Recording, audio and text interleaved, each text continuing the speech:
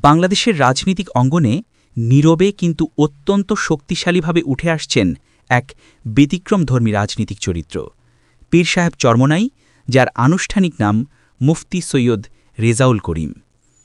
তিনি এখন আর শুধুমাত্র একজন ধর্মীয় নেতা নন, তিনি হয়ে উঠেছেন একজন স্মার্ট, কৌশলী এবং সুপার পলিটিশিয়ান। তার সাম্প্রতিক রাজনৈতিক অবস্থান, মন্তব্য ও কৌশল দেশের রাজনীতিতে নতুন এক ঢেউ তুলেছে, যার প্রভাব আগামী দিনের ক্ষমতার সমীকরণ পুরোপুরি বদলে দেওয়ার ক্ষমতা রাখে।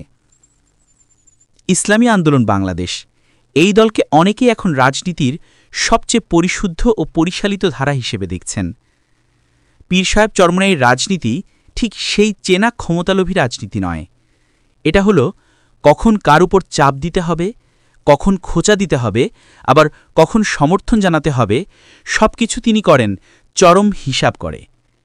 এই মুহূর্তে বাংলাদেশের রাজনীতিতে এত সূক্ষ্ম ও স্মার্ট রাজনীতি চরমোনাইয়ের চেয়ে ভালো আর কেউ করতে পারছে বলে মনে হয় না। দেশের বৃহত্তম ইসলামী রাজনৈতিক দল জামায়াতে ইসলামী, তারা চাইলেও অনেক সত্য সরাসরি বলতে পারে না, কারণ তাদের সামনে সবসময় একটা লক্ষ্য সামনে থাকে, ক্ষমতায় যাওয়া। এই লক্ষ্য তাদের কথাবার্তা, সিদ্ধান্ত, এমনকি নীরবতাকেও সীমাবদ্ধ করে দেয়।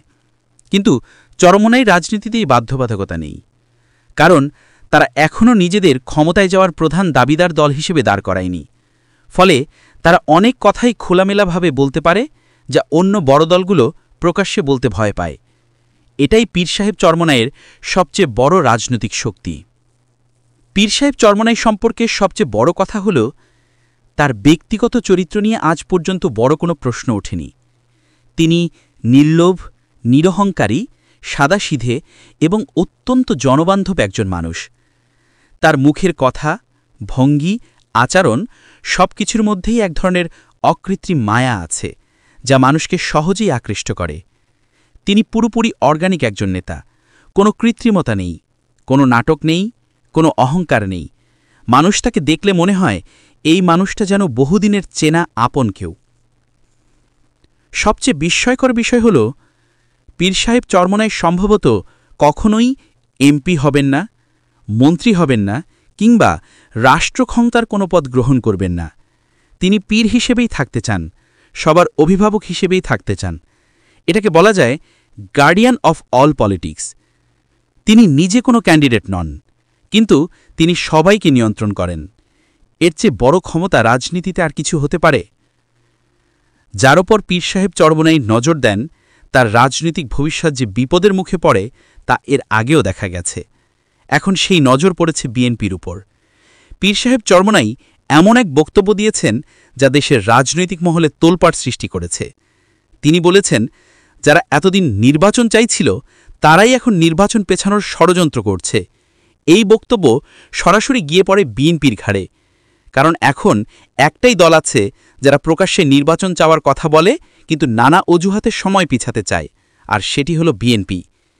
পীর সাহেব চরমোনাইয়ের ইঙ্গিত অনুযায়ী এর মূল কারণ একটাই, পরাজয়ের ভয়। বিএনপি বুঝে গেছে তাদের ভোট ব্যাংক ভেঙে যাচ্ছে, জামায়াত ও ইসলামপন্থী শক্তি শক্তিশালী হচ্ছে, জনগণের মধ্যে তাদের গ্রহণযোগ্যতা কমছে।